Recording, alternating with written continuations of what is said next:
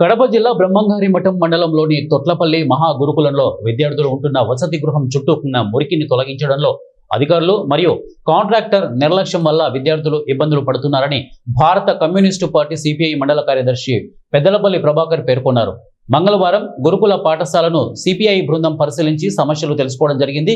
ఈ సందర్భంగా ఆయన మాట్లాడుతూ విద్యార్థుల వసతి గృహం నిర్మాణంలో నాసిరకమైన సిపివిసి నాసిరకమైన ప్లాస్టిక్ పైపులు అమర్చి అవి పూర్తి స్థాయిలో భూమిలో పూడ్చకుండా బయటే అమర్చారని, మరుగుదొడ్డి వైపు ప్రహారీ కూడా అవతల వైపు వేయకుండా లోపలి వైపే చెక్ డ్యామ్ కి కనెక్ట్ చేశారని, ఆ కనెక్టింగ్ పైపులు భూమిలో పూడ్చకపోవడంతో ఎవరైనా రాయి వేస్తే పగిలేటట్లు ఉన్నాయని అన్నారు. పరిశీలన చేయడం జరిగింది.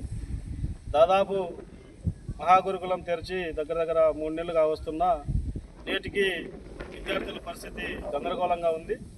ఇక్కడ విద్యార్థులు భోజనం చేసే చోట విద్యార్థులు వసతి ఉన్న బాత్రూంలోని నీరు డైనింగ్ హాల్ దగ్గరికి చేరి, అదేవిధంగా భోజనం తిన్న భోజన హాల్లోని వేస్ట్ వాటర్ అంతా కూడా చుట్టుపక్కల చేరి ఈరోజు విద్యార్థులు ఇబ్బంది పడుతున్న పరిస్థితి.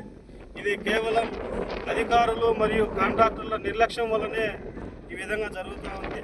మేము ఫస్ట్లోనే చెప్పడం జరిగింది, అయ్యా ఈ విధంగా ఉంటే ఇబ్బంది పడతారు పిల్లలు, వాటర్ బయటికి పోవు, దీనికి బ్యాక్ సైడ్ నుంచి ఒక ఇంకా కొట్టండి, అవతలికి కాలువ మాదిరి చేయండి అని చెప్పి మేము మొదట్లోనే ప్రిన్సిపల్ గారికి తెలియజేయడం జరిగింది.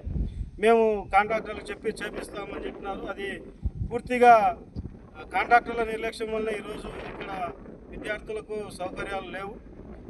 ఏదైతే విద్యార్థులు ఇబ్బంది పడుతున్నారో ఆ సమస్య తీరకపోతే విద్యార్థులు ఎక్కువగా విషజ్వరాలు వ్యాధులతో ఇబ్బంది పడతారు. ఆర్భాటంగా ఏదో చేస్తున్నామని చెప్పి గొప్పగా ఏర్పాటు చేశారు, కానీ విద్యార్థులకు వసతులు కల్పించడంలో అధికారులు మరియు రాజకీయ నాయకులు యొక్క చొరవ అనేది ఈరోజు కనపడడం లేదు. ప్రారంభం చేసినంత చొరవగా ఈరోజు విద్యార్థుల సౌకర్యాలపై ఎవరు దృష్టి పెట్టడం లేదు. టీసీఓ గారు స్టార్టింగ్లో ఏదో చేసినారు, కానీ పూర్తి నిర్లక్ష్యంగా వ్యవహరించి ఈరోజు మఠం యొక్క మహాగురుకులంలో ఉండే విద్యార్థుల పరిస్థితిని గాలికి వదిలినారు. తక్షణమే అధికారులు, రాజకీయ నాయకులు, కాంట్రాక్టర్లకు చెప్పి బ్యాక్ సైడ్ ఉన్న వాటర్ మురికి నీరును తొలగిస్తే విద్యార్థులకు కొంత సౌకర్యంగా ఉంటుంది. అదేవిధంగా ఆ రోజు వేసిన రోడ్డు ఏదో వాళ్ళ డబ్బుల కోసమో లేదా కాంట్రాక్టర్ బిల్లుల కోసమే వేశాడు తప్ప ఏ అధికారి కూడా పర్యవేక్షణ చేయలేదు. పర్యవేక్షణ చేయకపోవడం